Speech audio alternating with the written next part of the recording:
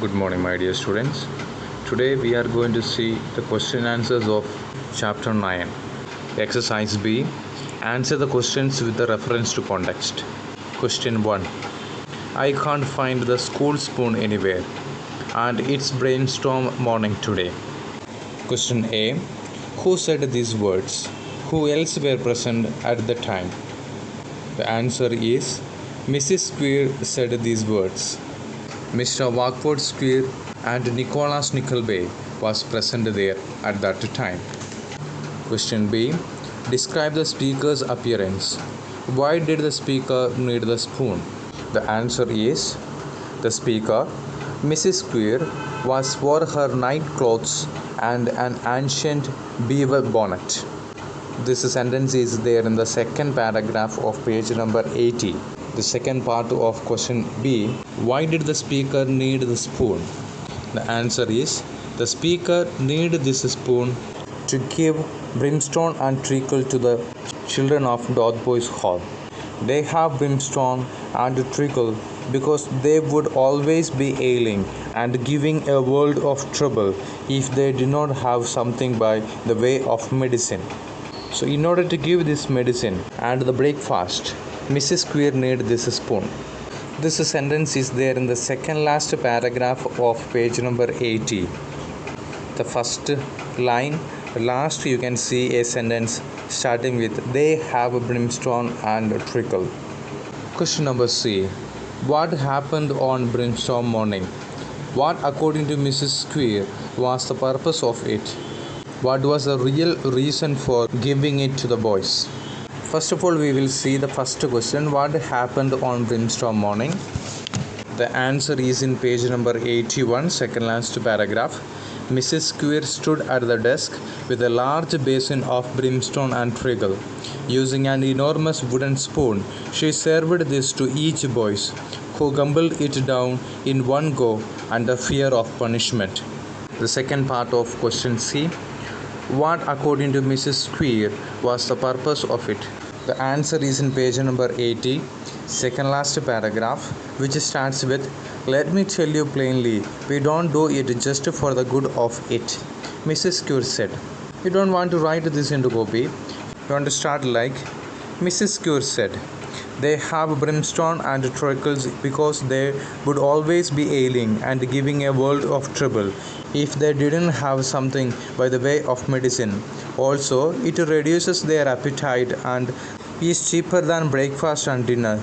So it does them good and us good at the same time. This is the purpose of giving this to the children. The third part of question C. What was the real reason for giving it to the boys?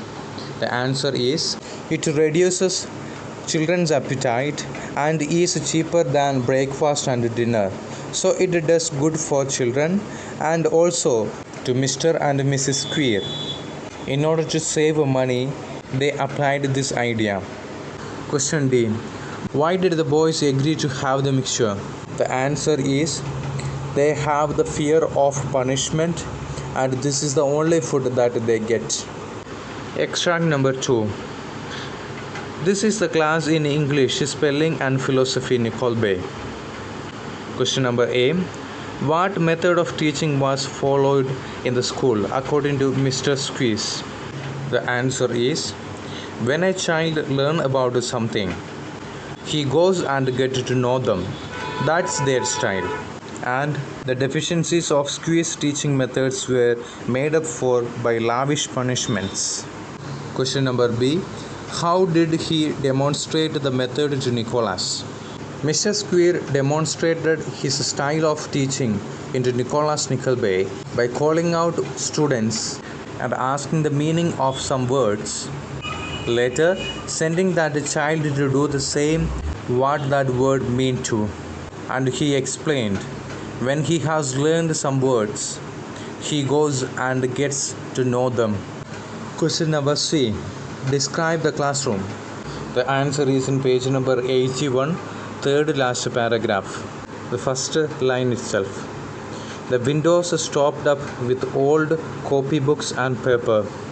The desks were shaking and unsteady. The walls were discolored. Question number D.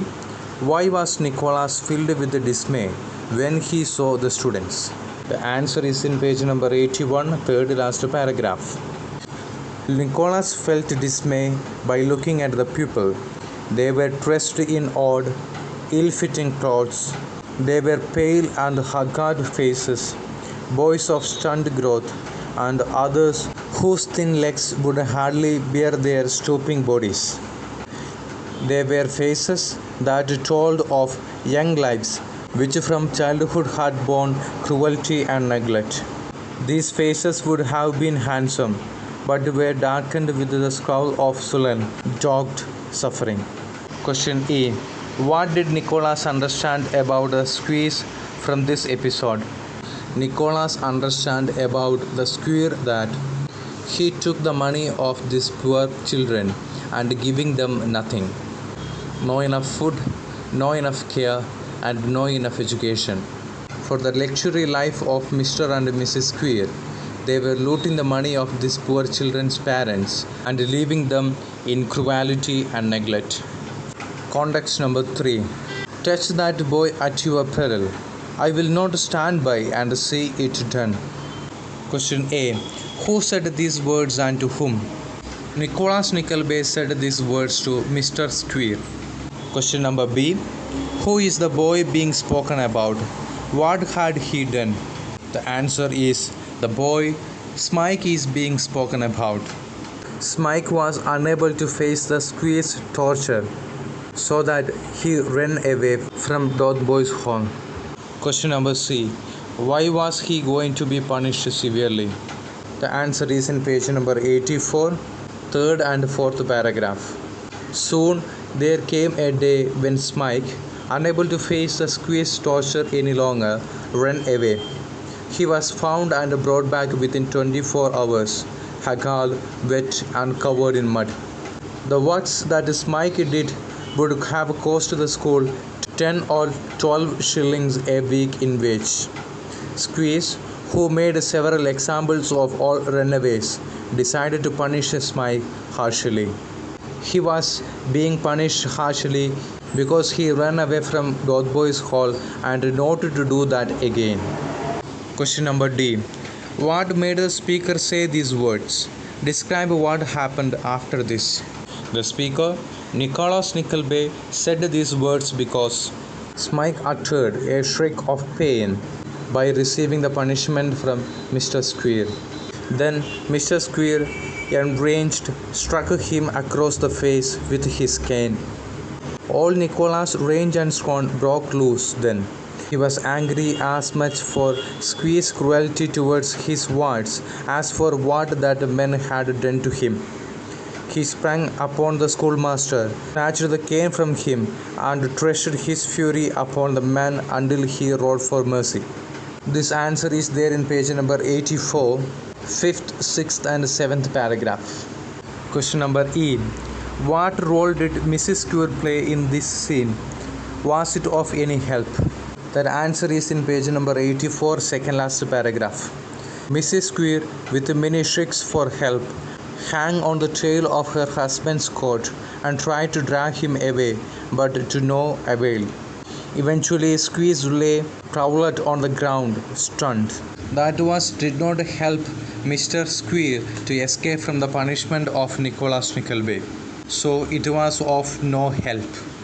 Dear students, write these all question answers into your copy. Thank you.